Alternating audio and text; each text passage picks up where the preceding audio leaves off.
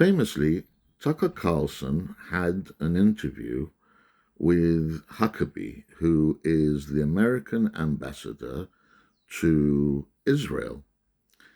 And that interview touched on many subjects.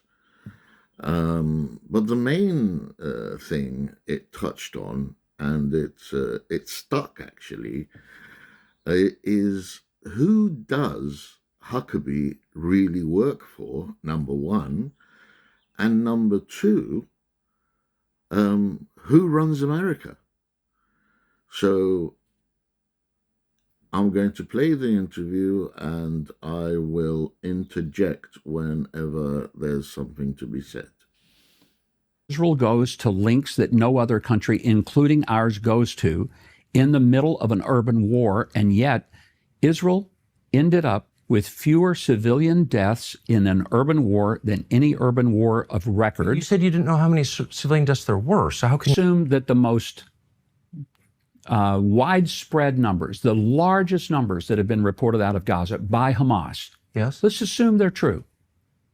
That's what I'm saying. I'm not saying they are true, but assume they're true. Let's just take them at their word. Then you still have a lower number of civilians killed than in any urban warfare environment in modern history. Fact. Is that a fact? Yes. What are you comparing it to?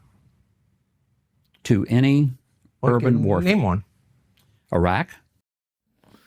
Both Israeli and international newspapers and outlets have agreed that the percentage is 83% civilian.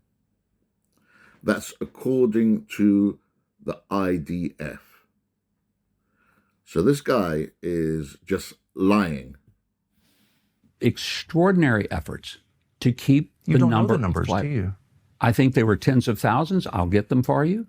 Well, you brought it up. That's the only reason I'm pushing you. But I'm wearing a flag. I've worked for a country, and you pretended or alleged that somehow I'm not loyal to this and that I'm criticizing my own country, and I'm not. They did a better job than the U.S. military in Iraq and Afghanistan. And I said, what are the numbers? And you said, I don't know.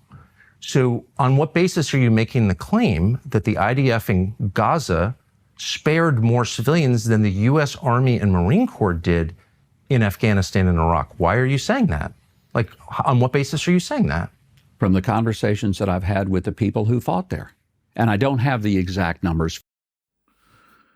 Don't think for one moment he hasn't got the information or he's stupid. He isn't stupid. The fact of the matter is he got caught because whatever the facts are, he will always spurt out the Hasbara. Why? Because his loyalty is to Israel, not to America, which leads us to ask a question. Who runs America? Because it seems that Donald Trump's loyalty is to Israel, and even the American ambassador's loyalty is to Israel. In reality, Israel runs America. End of story.